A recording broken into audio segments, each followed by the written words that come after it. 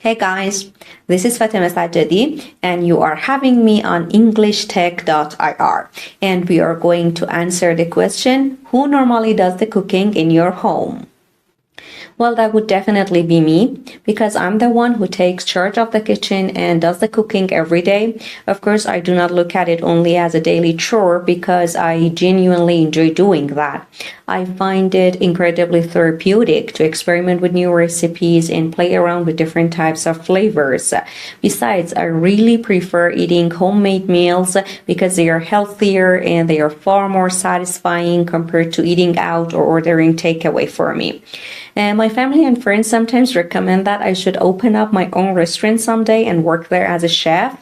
But of course, I take it as a huge compliment. But I could say, why not? Because I'm already the resident chef of my own household and I deeply relish that role.